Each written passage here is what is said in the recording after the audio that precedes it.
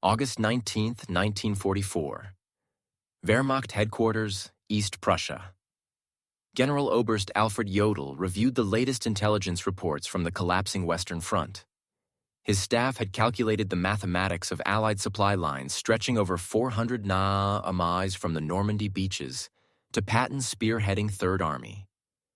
The Americans had outrun their logistics. Patton would halt within days, perhaps hours. No army could sustain such advanced speeds without fuel.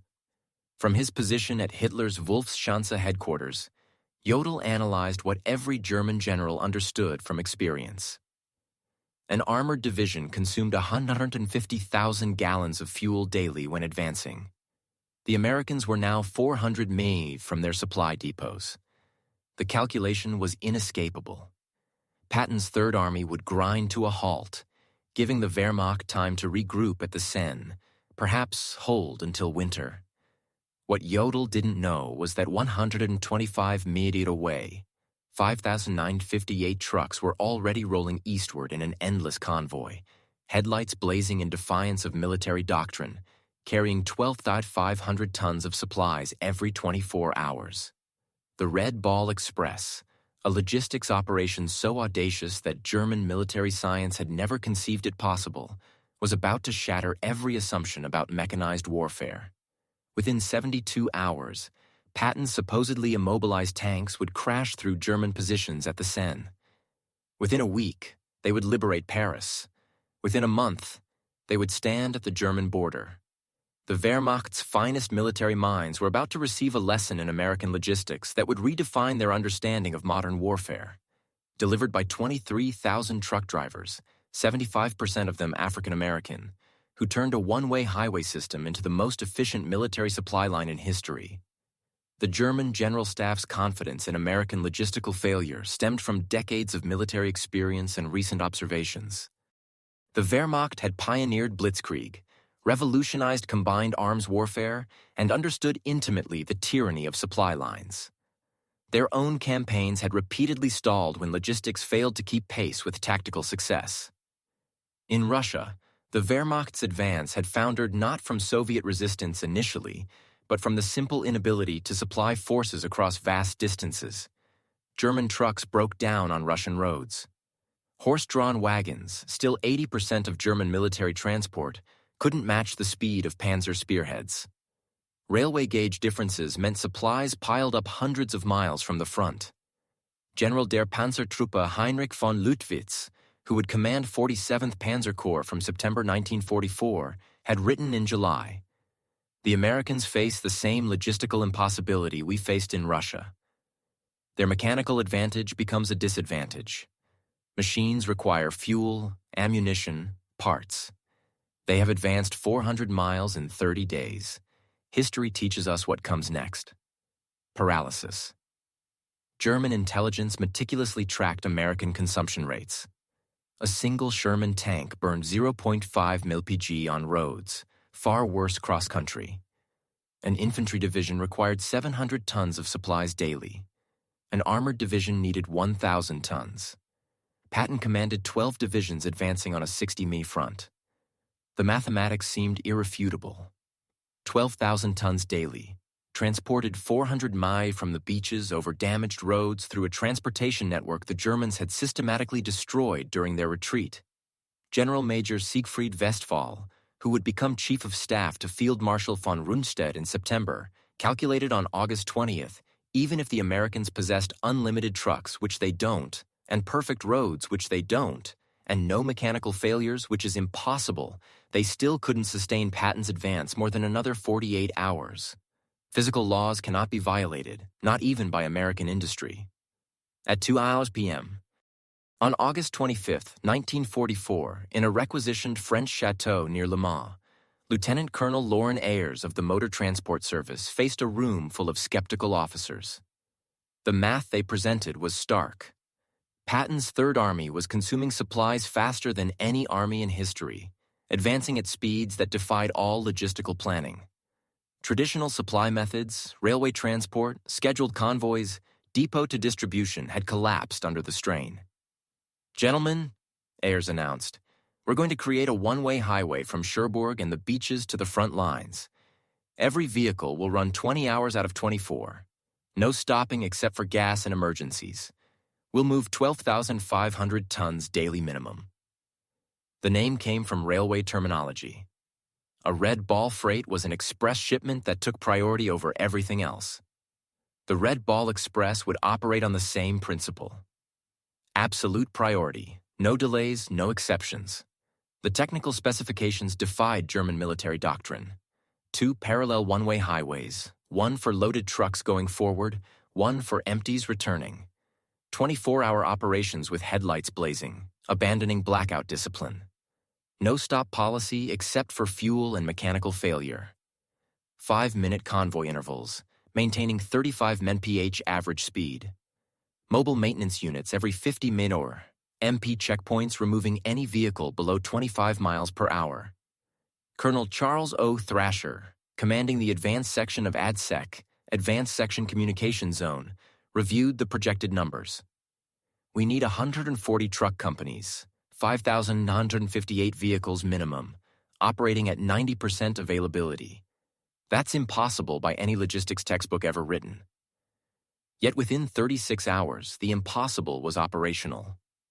On August 26, 1944, drivers from the 39 16th Quartermaster Truck Company climbed into their GMC CCKW 21 2-ton trucks, nicknamed the Deuce and a Half, loaded with 105 mm artillery shells bound for Patton's guns at Melun, 300 mm east.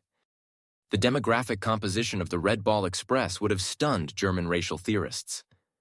Of the 23,000 drivers who would eventually operate the route, approximately 75% were African American soldiers serving in a still segregated army. These men, who couldn't eat in white restaurants or use white facilities in much of America, were keeping the most celebrated white general's army in motion. The drivers developed their own culture within hours. They painted slogans on their trucks. Patton's Blood Bank. Hitler, here we come. Detroit to Berlin Express. They created their own traffic rules. Slower vehicles pulled off immediately. Mechanical failures were pushed into ditches. Any truck below 20 mph was considered a roadblock. By August 28th, German reconnaissance units began reporting something unprecedented. Units from Aufklärungs 116 radioed from positions overlooking the main Red Ball route. Continuous vehicle column, headlights visible for 20 km. No spacing, no blackout discipline. Estimate 1,000 vehicles per hour. Americans have abandoned all military precaution. This violated everything German military doctrine taught. Headlights at night invited air attack. Continuous columns presented perfect artillery targets. No spacing between vehicles meant a single disabled truck could halt an entire convoy. Yet the Americans seemed unconcerned. General Lieutenant Edgar Feuchtinger, commanding the 21st Panzer Division, personally observed the Red Ball Express from concealed positions on August 30th. His report to Army Group B headquarters reflected growing alarm. The enemy operates a supply system beyond our comprehension. Vehicles pass at 30-second intervals, day and night, without pause. They don't hide, don't disperse, don't follow any rules we understand. It's not military science. It's mass production applied to warfare. What the Germans couldn't understand was that American logistics operated on different principles entirely. Where German doctrine emphasized concealment, Americans relied on volume. Where Germans conserved vehicles, Americans assumed 20% mechanical failure and planned accordingly. Where Germans followed strict military procedure, Americans improvised continuously. The numbers achieved by the Red Ball Express defied German calculations of what was logistically possible. First week, August 25th to 31st, 1944, 89,739 tons of supplies delivered. Daily average, 12,148 tons. Round-trip distance, 686 kilometers, vehicle rotations, 5,958 trucks making 1.5 trips daily. Fuel consumed by the operation itself, 300,000 gallons. German logistics specialists captured these numbers from American documents and dismissed them as propaganda. But the numbers were real, and they were accelerating. By September 5th, the Red Ball Express had established a rhythm that seemed impossible to German logistics officers, who still relied on horse-drawn wagons for 80% of their transport. Convoys departed every 5 minutes from the western terminus. Average convoy, 67 vehicles. Load per vehicle, 5 tons standard, 7 tons frequent overload. Time to cover 350 meters one way, 14 hours average. Turnaround time at each end, 2 hours. Vehicles in constant motion, 5,000 at any given moment. The Red Ball Express generated innovations hourly as drivers and mechanics solved problems German military science considered insurmountable. When trucks broke down, approximately 1,800 daily, mobile maintenance units performed repairs on the roadside. Mechanics developed a triage system. 15 minutes to fix or push it off the road. Parts were cannibalized from vehicles deemed unrepairable. Engines were swapped in 45 minutes using mobile cranes. When the designated Red Ball route became congested, drivers created alternate paths. They commandeered French buses to move personnel and free up trucks for cargo. They borrowed German vehicles, painting them olive drab and pressing them into service. They built bypasses around destroyed bridges using rubble from bombed buildings as roadbed. The Germans, observing this chaos that somehow produced order, couldn't comprehend it. German logistics doctrine emphasized careful planning, maintenance schedules, and proper procedures. The Americans violated every principle, yet their system accelerated rather than collapsed. The most stunning revelation for German observers was American fuel management. The Red Ball Express consumed 300,000 gallons of gasoline daily just for its own operations, more than many German armies received for all purposes. Yet fuel never ran short. The Americans had created a parallel marvel, Operation Pluto. Pipelines under the ocean, laying fuel pipelines across the English Channel. By September 1944, fuel flowed through underwater pipes. German intelligence hadn't even detected it. Forward fuel dumps were established every 25 mi along the Red Ball route. Tanker trucks ran their own parallel convoy system, ensuring no vehicle waited more than 10 minutes for refueling. General Major Walter Warlimont observed from aerial reconnaissance photographs. The Americans have fuel dumps larger than our entire strategic reserves. They burn more gasoline moving gasoline than we allocate to entire panzer divisions. This isn't war as we understand it. It's industrial overflow. The Red Ball Express didn't just supply Patton's advance. It multiplied its speed exponentially. German military doctrine calculated that an armored division could sustain 20 to 30 mi advance daily under optimal conditions. Patton's division supplied by the Red Ball Express averaged 40 to 60 mi daily for weeks. On September 1, 1944, the 4th Armored Division advanced 35 miles in morning operations, halted for resupply at noon. Red Ball trucks were waiting with fuel and ammunition, and advanced another 32 miles in the afternoon. This 67 amine single-day advance shattered German defensive planning, which assumed maximum 30 mir daily advances. General Oberst Heinz Guderian, reviewing the reports in East Prussia, initially refused to believe them. No armored force can advance 60 mir daily for a week. Mechanical failures alone prevent it. This is propaganda or misidentification. But intercepted American radio traffic confirmed it. More disturbing for German commanders, the Americans were broadcasting their positions openly without code, supremely confident in their ability to move faster than Germans could react. By September 5, 1944, German intelligence had compiled comprehensive reports on the Red Ball Express.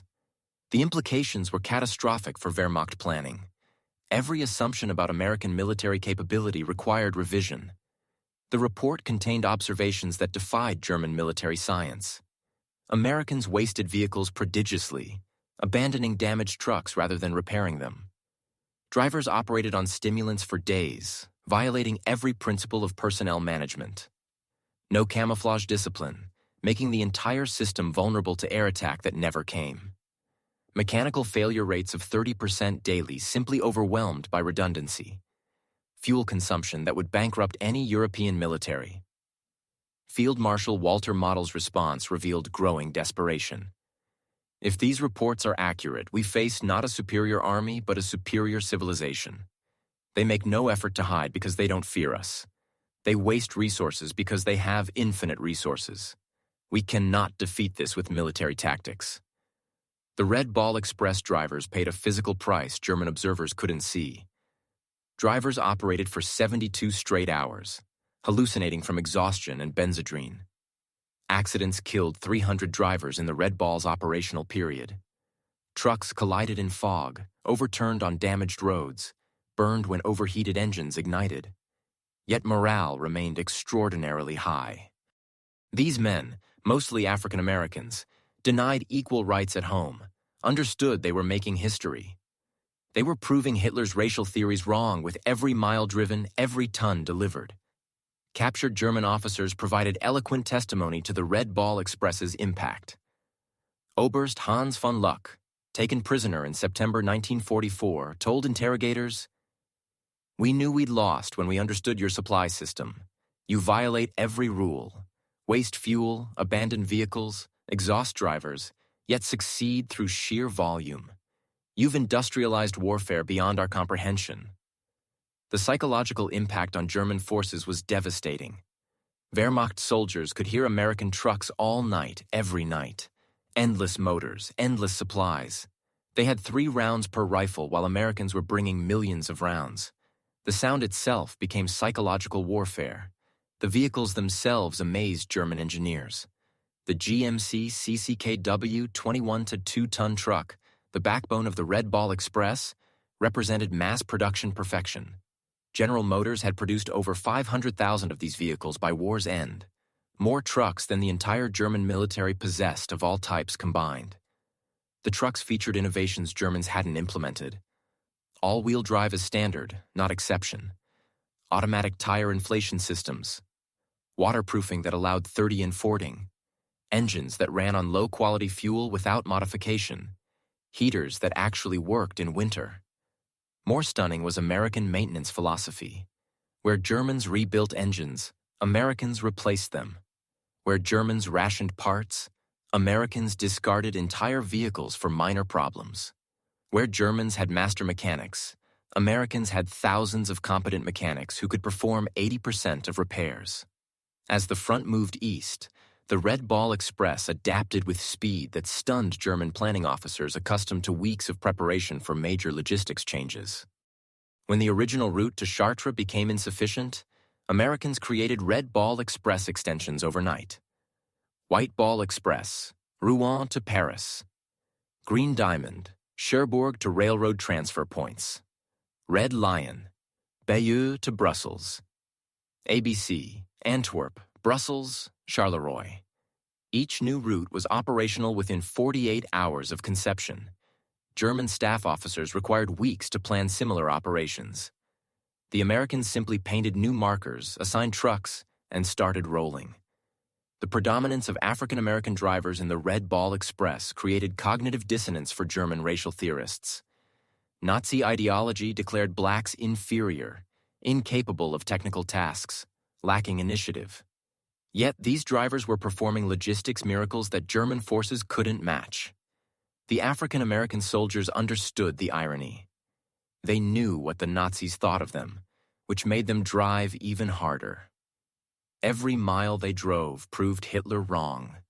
They were fighting racism with truck keys, defeating Nazi ideology through superior performance. Some German prisoners forced to load Red Ball trucks as laborers found their worldview shattered by working alongside African American sergeants who calculated weight distributions faster than German engineers, who spoke better English than German English instructors, who treated prisoners fairly despite everything Nazi propaganda had told them about racial behavior. The Red Ball Express required infrastructure Germans deemed impossible to create under combat conditions. Engineers built or reinforced 40 bridges, created 15 major fuel depots, established 26 maintenance stations, and constructed 8 temporary cities for drivers. All while the operation was running. The bridge at Manthelin had been destroyed by German engineers specifically to halt American logistics. The Wehrmacht calculated replacement would require 6 weeks minimum. American engineers built a temporary bridge in 14 hours, while Red Ball convoys detoured only 8 minutes on hastily bulldozed bypass roads. German engineers observed American construction methods with amazement. No planning meetings, no detailed blueprints, just immediate action. They built faster than Germans could destroy, created infrastructure that appeared overnight in French fields. One Red Ball Express achievement particularly stunned German artillery officers: ammunition supply rates that exceeded their highest theoretical calculations. American artillery units fired without restriction, a luxury no German unit had enjoyed since 1942. During the reduction of Metz fortifications in September 1944, the 13th Corps artillery fired 100,000 rounds in 24 hours. The Red Ball Express delivered every round plus 20% surplus. German artillery defending Metz was rationed to 50 rounds per gun per day. The disparity was overwhelming. American guns fired continuously for hours, while German artillery officers calculated that such bombardments required 50 truckloads of ammunition per hour. The Red Ball provided it without pause. The Red Ball Express consumed vehicles at rates that would have paralyzed any other military. By late September, mechanical attrition reached staggering proportions. Average vehicle life, 10,000 miles. Normal, 30,000. Daily deadline rate, 30% of all vehicles. Engines replaced, 500 weekly. Tires consumed, 10,000 weekly. Total vehicles destroyed or abandoned, 5,000 plus. Yet the operation never slowed. American production had anticipated such losses. Ships arrived weekly at French ports carrying hundreds of new trucks. Replacement drivers were trained in 2 days and thrown into convoys. German calculations showed Americans destroying more trucks weekly than the Wehrmacht possessed in France. Yet their transport capacity increased rather than decreased. They had achieved something Germans thought impossible: logistics faster than consumption. French civilians along the Red Ball route witnessed American abundance that contradicted years of German occupation scarcity. The psychological impact on occupied populations was immediate and profound. The Red Ball Express drivers, particularly African Americans, often shared their rations with French civilians despite regulations. Every stop, children would gather and drivers would give them chocolate, cigarettes, soap. The contrast with German occupation was stark. Americans gave away casually what Germans had rationed strictly. German intelligence reported the propaganda impact. French civilians now believe American victory inevitable. They cite the truck convoys as proof. Resistance activity has increased 400% along Red Ball routes. The population that accepted our occupation now actively opposes it. In early September 1944, the Red Ball Express faced its greatest challenge. Patton's Third Army had advanced so far that even the Red Ball struggled to maintain supply rates. The round trip now exceeded 700 minutaskers. Drivers were collapsing. Vehicles were disintegrating. German intelligence detected the strain. General der Panzertruppe Hasso von Manteuffel reported September 8th. American supply lines show signs of collapse. Convoy intervals have increased from 5 to 15 minutes. Vehicle speed has decreased. This is our opportunity. But American adaptability again surprised the Germans. Within 72 hours, the Red Ball Express reorganized, created intermediate transfer points, cutting individual runs to 350 miles, implemented driver rotation systems, established forward maintenance bases, doubled the number of assigned vehicles. By September 12th, tonnage delivery had actually increased. The crisis that should have halted Patton only made the system stronger. Supplementing the Red Ball Express, Americans implemented another logistic solution Germans deemed impossible: large-scale aerial supply. C-47 transport aircraft began delivering critical supplies directly to forward units, each aircraft carrying 3 tons. On September 16, 1944, Wehrmacht observers counted 900 transport flights in a single day, delivering 2,700 tons by air. The Luftwaffe at its peak had managed 300 tons daily to Stalingrad and considered that a maximum effort. The Americans used transport aircraft like trucks, no fighter escort concerns, no fuel limitations. They assumed losses and overwhelmed them with numbers. The Wehrmacht couldn't compete with this industrial arithmetic. The Red Ball Express operated under command principles that violated German military hierarchy. Junior officers made decisions reserved for generals in the Wehrmacht. Sergeants commanded operations larger than German colonels managed. This decentralization baffled German observers. American logistics operated without apparent central control. Every lieutenant acted like a general, every sergeant like a colonel. Chaos should have resulted. Instead, they achieved efficiency. The Wehrmacht couldn't match it with a rigid hierarchy. By October 1944, advancing railheads began to reduce Red Ball Express requirements. The operation that was supposed to last 10 days had continued for 82 days, delivering 412,000 tons of supplies over 122 million ton miles. German commanders, now fighting on their own borders, reflected on what they had witnessed. Field Marshal Model wrote in his final report, "We were not defeated by American tanks or planes primarily. We were defeated by American trucks." The transition to rail transport was itself a marvel. American railroad engineers had reconstructed 1,000 mi of destroyed French rail lines while the Red Ball was running. They laid new track faster than Germans had destroyed it, often using captured German rail equipment. The final Red Ball Express statistics defied every German calculation of logistical possibility. 82 days of operation, 412,193 tons of supplies delivered, 222 million ton miles, 5,958 vehicles average, peak, 7,000, 23,000 total drivers employed, 700,000 gallons of fuel consumed daily, 40,000 tons of ammunition delivered to Patton alone, 15 million rations transported, 135,000 medical supply tons. Reviewing these figures in captivity, German officers admitted they had calculated American logistics based on European precedent. They had multiplied their best performance by 3 and assumed that was American maximum. They were wrong by a factor of 10.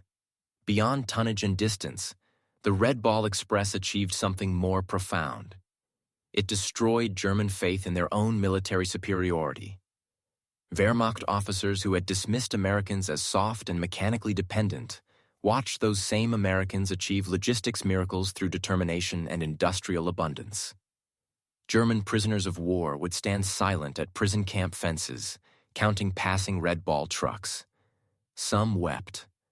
They understood what it meant. Not just that Americans could supply their armies, but that they could waste more than Germans could produce. They were watching their worldview collapse, one truck at a time. The Red Ball Express forced an unexpected racial reckoning within the American military itself. The operation's success depended overwhelmingly on African American soldiers who were still segregated, denied equal treatment, and barred from combat roles. General Eisenhower, visiting Red Ball operations in September 1944, witnessed the contradiction firsthand. His aide, Captain Harry Butcher, recorded, "The general stood watching colored drivers who'd been at it for 20 hours straight. He said, 'These men are winning the war as surely as any infantry. We need to reconsider many things.' The success created pressure for integration that contributed to military desegregation. 3 years later, African American soldiers had proved in France what they always knew. Given the tools and opportunity, they would match anyone. The Red Ball was their combat, and they won it decisively. German racial theorists struggled to explain the contradiction. SS racial science publications simply stopped mentioning American logistics operations. The evidence was too overwhelming to deny, too damaging to acknowledge. German military engineers studied Red Ball Express operations intensively after the war. The lessons revolutionized logistics thinking worldwide. Volume overcomes inefficiency. Mechanical redundancy eliminates vulnerability. Decentralized execution enables speed. Standardization multiplies capability. Human endurance has limits, but they're higher than assumed.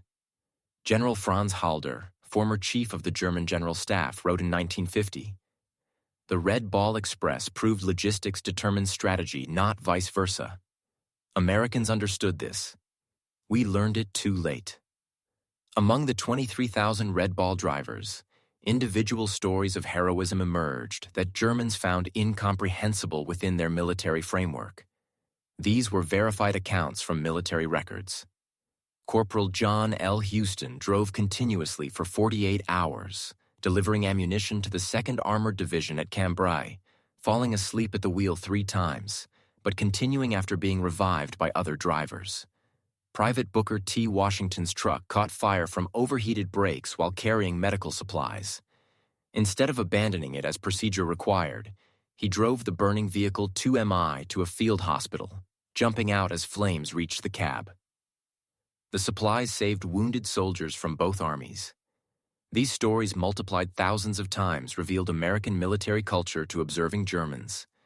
Individual initiative, calculated risk-taking, and mission accomplishment over regulatory compliance. Desperately, German forces attempted to create their own version of the Red Ball Express in late 1944. Operation Grief during the Battle of the Bulge included plans for captured American trucks to create German supply lines. The effort failed immediately. German drivers couldn't maintain American speeds.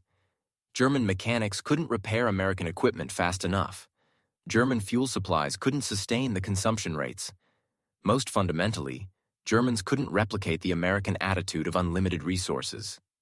Obstfelder, commanding the operation, reported, "We captured 50 American trucks. Within a week, 30 were deadlined. Americans would have replaced them. We tried to repair them. That difference explains our defeat." The winter of 1944-45 provided the Red Ball Express's ultimate test. Freezing rain, snow, and ice should. German doctrine stated wheeled logistics became impossible below 10 degrees C. Yet, the Red Ball Express continued. Drivers wrapped chains on tires, poured alcohol in radiators, and kept rolling. Speeds dropped from 35 to 15 mph, but tonnage delivery continued. German observers reported ice-covered convoys moving through blizzards that had stopped panzer divisions. The Americans had created a logistics system that functioned regardless of weather, terrain, or enemy action. It wasn't elegant or efficient by German standards, but it was unstoppable. In May 1945, captured German logistics officers were required to study Red Ball Express operations for historical records. Their conclusions were unanimous and devastating to German military pride. General der Infanterie Friedrich Schulz summarized, "The Red Ball Express represents warfare we never imagined. Americans created a temporary civilization. Thousands of men, thousands of vehicles, millions of tons of supplies that existed only to feed armies, then dissolved when no longer needed. We built permanent infrastructure over years. They created superior temporary systems in days." The most insightful analysis came from General Oberst Heinz Guderian, father of German armored warfare. "We invented Blitzkrieg but never solved its fundamental limitation, logistics. Americans solved it through industrial excess we deemed impossible. The Red Ball Express was not a supply line, but a flowing river of material that drowned our forces. The Red Ball Express cost the United States approximately $100 million in 1944. Vehicles destroyed, fuel consumed, roads destroyed, French claims for damage. German staff officers accustomed to managing scarcity found the figure incomprehensible. Yet Americans considered it cheap. The operation enabled the capture of 400,000 German soldiers, the liberation of France, Belgium, and Luxembourg, and shortened the war by an estimated 6 months. Each day of war cost America $250 million. The Red Ball Express paid for itself in a single day of shortened conflict. Lieutenant General John C.H. Lee, commanding logistics for the European theater, stated, "We wore out 5,000 trucks and 23,000 men to destroy the German army in France. In any previous war, that would be catastrophic losses. In American industrial war, it's acceptable overhead." An unexpected consequence of the Red Ball Express was the revolutionary impact on post-war civilian logistics. Thousands of drivers returned to America with experience operating the world's largest transportation network. These veterans founded trucking companies, designed interstate highways, and created the modern American logistics industry. Companies like Yellow Freight, Roadway, and Consolidated Freightways were started by Red Ball veterans who applied military logistics to civilian commerce. They had learned in France that volume beats efficiency, speed beats perfection, and if you can keep trucks rolling 24 hours, you can move the world. Military historians universally recognize the Red Ball Express as the decisive logistics operation of the European theater. Without it, Patton's advance stops, Paris falls weeks later, and German forces successfully established winter defensive lines. The operation validated American military doctrine that emphasized logistics over tactics. While German officers studied Clausewitz and battlefield maneuver, Americans studied Detroit assembly lines and railroad timetables. The Red Ball Express demonstrated that in modern warfare, the ability to supply forces determines victory more than tactical brilliance. On September 15, 1944, Field Marshal Gerd von Rundstedt, supreme German commander in the West, received comprehensive intelligence on the Red Ball Express. After studying the reports for hours, he summoned his staff. "Gentlemen," he announced, "we face something beyond military solution. The Americans have created a supply system that makes distance irrelevant. Our strategy assumed their culminating point where advancing forces outrun supplies. That point doesn't exist. They have revolutionized warfare, and we are fighting the last war." His operations officer, Oberst Hans Speidel, suggested interdicting the Red Ball routes with the remaining Luftwaffe. Von Rundstedt's response revealed complete understanding. "With what shall we interdict? They have 6,000 trucks. If we destroy 1,000, which we cannot, they'll replace them in a week. We'd need to destroy 200 trucks daily just to match their production. We don't have 200 aircraft total." Behind the statistics were human stories that revealed American character to German observers. Drivers who hadn't slept for 3 days refusing relief because their trucks might not make it through. Mechanics working in freezing rain to keep convoys rolling. Teenagers lying about their age to drive trucks. Such stories multiplied throughout the operation created a mythology that demoralized German forces. The Americans were not soft as propaganda claimed. They drove themselves harder than Germans drove horses, but they did it voluntarily, not from fear. This made them more dangerous than German doctrine had understood. The Red Ball Express became unintentional propaganda more powerful than any planned operation. German soldiers could hear the convoys at night, endless streams of motors that never stopped. The sound itself became psychological warfare. German units reported hearing ghost convoys that demoralized troops as effectively as actual logistics. The knowledge that Americans had unlimited supplies while Germans rationed their last ammunition created despair that undermined combat effectiveness. American psychological warfare units recognized the impact. They began broadcasting truck engine sounds toward German lines when actual convoys weren't present. German units reported these phantom convoys as real, demonstrating the psychological damage the Red Ball Express had inflicted. In November 1944, with rail lines partially restored, the Red Ball Express was officially discontinued. But its methods had revolutionized military logistics permanently. The concept of continuous, high-volume, wasteful but effective supply became American military doctrine. The final innovation was the speed of dissolution. The massive operation, 23,000 men, 6,000 vehicles, hundreds of installations disappeared in 72 hours. Troops reassigned, vehicles redistributed, routes returned to civilian use. Germans required months to create smaller operations and years to dissolve them. Americans built what they needed, used it, discarded it, and built something better.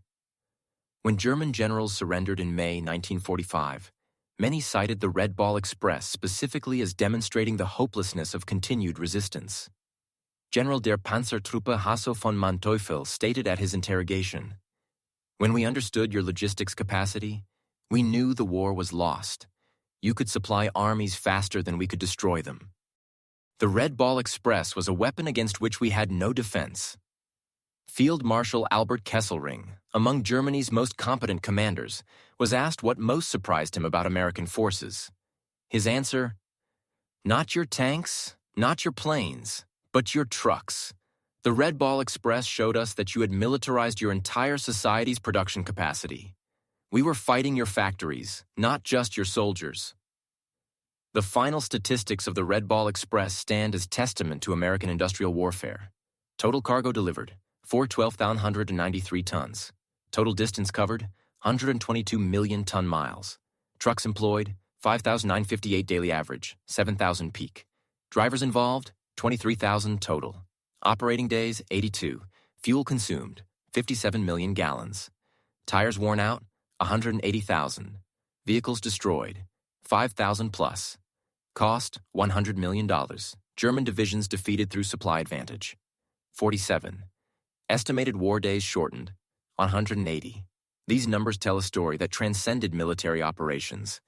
They represent the moment when warfare changed forever, when industrial capacity became more important than tactical brilliance, when logistics determined strategy rather than serving it. In 1994, on the 50th anniversary of D-Day, the United States Postal Service issued a commemorative stamp honoring the Red Ball Express at the National Postal Museum in Washington, D.C. The ceremony recognized the operation that had been overshadowed by combat operations, but proved equally decisive in Allied victory. Veterans who attended spoke of their pride in an operation that proved American industrial might and individual determination could overcome any obstacle. They had driven through exhaustion, through mechanical failure, through weather that stopped armor. They were black soldiers mostly, segregated, discriminated against, denied recognition during the war, but they had delivered victory at 35 Meport-Piache. The Red Ball Express proved that in modern warfare, logistics is not support. It is the main effort. The operation demonstrated that industrial democracy could mobilize resources on a scale that totalitarian efficiency couldn't match. German generals who had laughed at American logistics were silenced by 6,000 trucks delivering 12,500 tons daily across 700 mi of liberated France.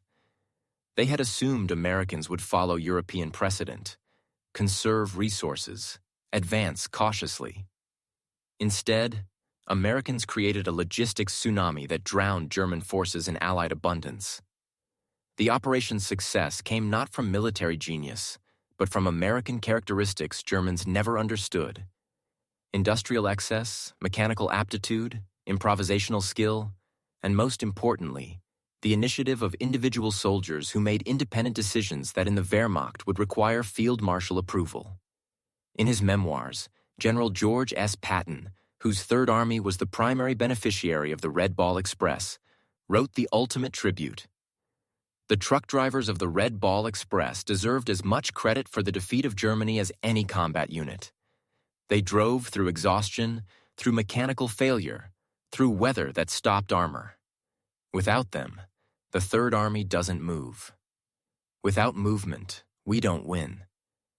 They were black soldiers mostly, segregated, discriminated against, denied recognition. But they won the war as surely as any rifleman. History must record this truth. That truth stands as the final testament to the Red Ball Express. 23,000 mostly African-American drivers operating 6,000 trucks on a one-way highway to victory achieved what German military science declared impossible. They supplied advancing armies faster than physics should allow, maintained tempo beyond human endurance, and proved that in modern warfare, the side with the most trucks beats the side with the best tactics. The German generals had laughed at American logistics, dismissing it as wasteful, undisciplined, impossible to sustain. 82 days later, those same generals surrendered to armies supplied by the Red Ball Express, finally understanding that American trucks had defeated German tanks, that industrial abundance had overwhelmed military excellence, that logistics had become strategy. The Red Ball Express ended on November 16, 1944, but its impact echoed through military history. It proved that in the industrial age, victory belongs not to the bravest soldiers or brightest generals, but to the nation that can deliver the most supplies, the fastest, the farthest. The German generals who laughed at American logistics in August 1944 signed surrender documents in May 1945, defeated by 23,000 truck drivers who revolutionized warfare at 35 Miniperera. Their story deserves its place among the great military operations of history. Not because it was elegant or efficient, it was neither, but because it worked. The Red Ball Express kept Patton rolling, kept the Germans retreating, and proved that in modern war, the convoy of trucks matters more than the column of tanks. The highways of France still bear the scars of the Red Ball Express.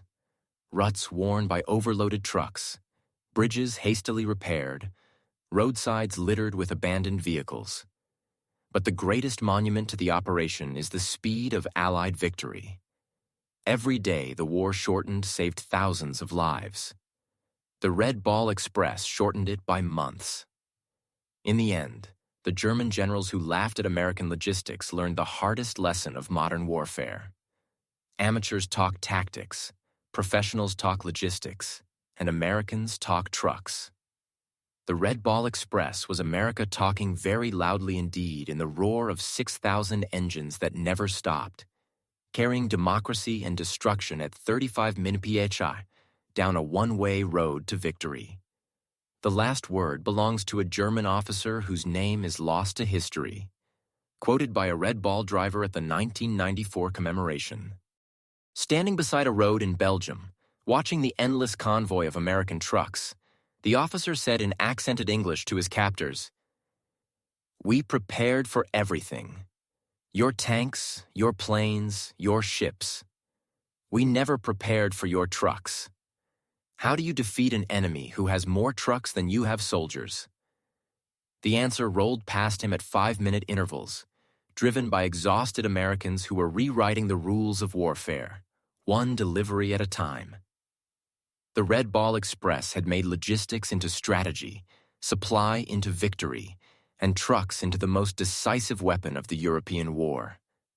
The German generals stopped laughing when they understood this truth, but by then Patton was already at their gates, supplied by the greatest logistics operation in military history.